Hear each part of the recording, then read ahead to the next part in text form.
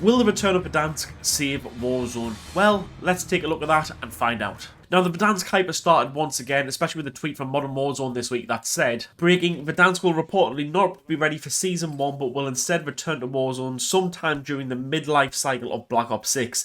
Urzikstan will reportedly receive gameplay and map updates as well as ranked play with Season 1 to compensate. Now this means that since Verdansk dropped in 2020, we're not going to have a new Warzone map or a massively overhauled Warzone map with the integration of a brand new Call of Duty. You know, we've had one every year since that.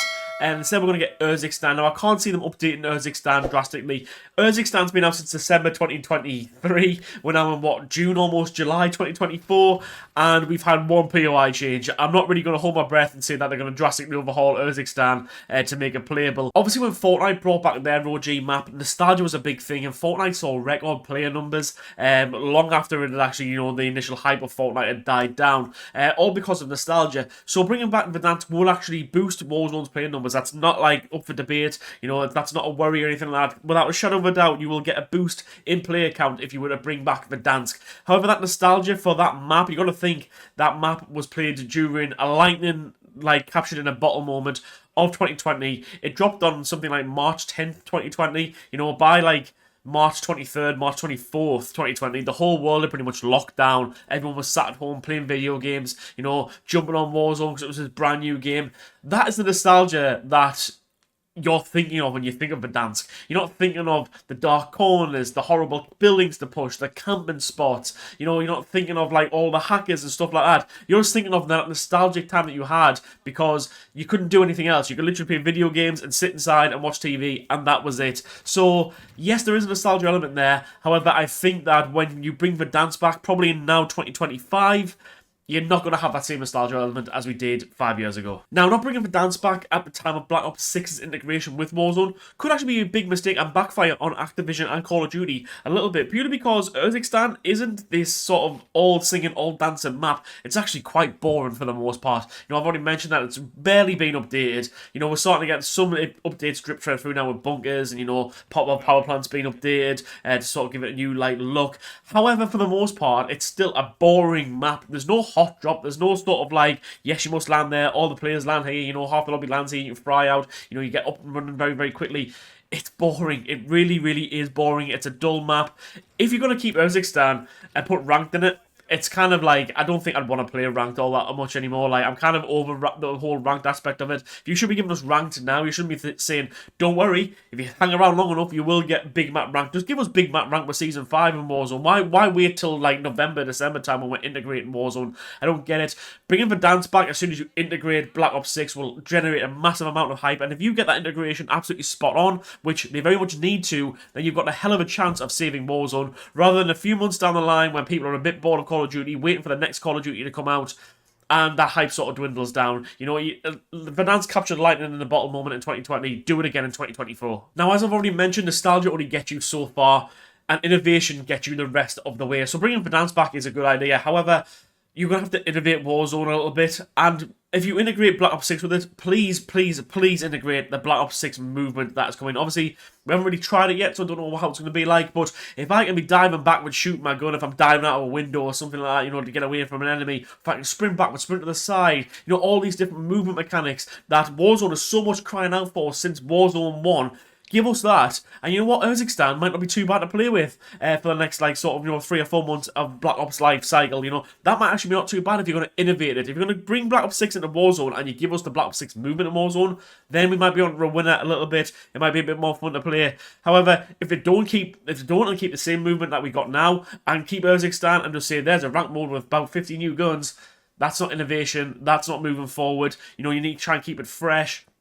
And at the end of the day, if they don't do that, I think, again, the hype that they could generate with Black Ops 6 could dwindle away very, very quickly. Now, if you don't bring Verdansk back with Black Ops 6 and you're keeping Urzikstan pretty much how it is with very, very little updates on it, then at least give us some fun modes to play. You know, buyback solos coming back into Urzikstan was one of the most fun times I've ever had on Urzikstan. You know, it actually changed the pace of the map. It made the map a bit quicker. You know, I was getting more kills and felt a little bit less sweaty than what it normally does.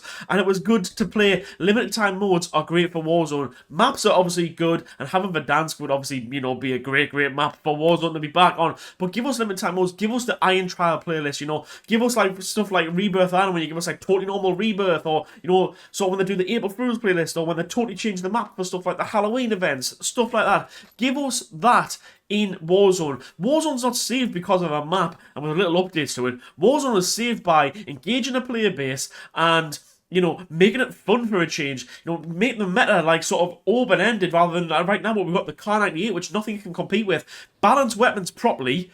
Give us a fun game to play, give us movement, give us a skill gap, and just give us these wacky modes that Call of Duty is known and loved for. You know, something like, imagine like playing Prop Hunt or something in Warzone, just like something like that would be insane. Give us something like that, and going forward, you will see a massive player base returning to Warzone. And obviously it's still pretty much unconfirmed, but sort of confirmed that Verdansk is coming back. We had no official confirmation from Activision or Call of Duty. However, if you do bring Verdansk back, you've got to massively innovate it as well. You've got to massively change that map, because you can't have people sitting on top of buildings constantly like we did in the old days. You can't have the lighting of the buildings like we did in the old days. It's got to be a bit more vibrant. It's got to be brighter. And there's got to be more ways to push buildings. I feel like Caldera sort of worked on it. Al Mazrah and Uzbekistan have very much developed it, where there's a lot of access routes to buildings. And I think you're going to need that in Verdansk. You can't be having the downtown area just like with one staircase up and down the building. No zip lines or anything. You've got to really innovate that part of the map. That's just one aspect of I'm thinking of. I'm also thinking hospital, any sort of really tall building. In fact, I'm even thinking the air traffic control tower, ATC at airport.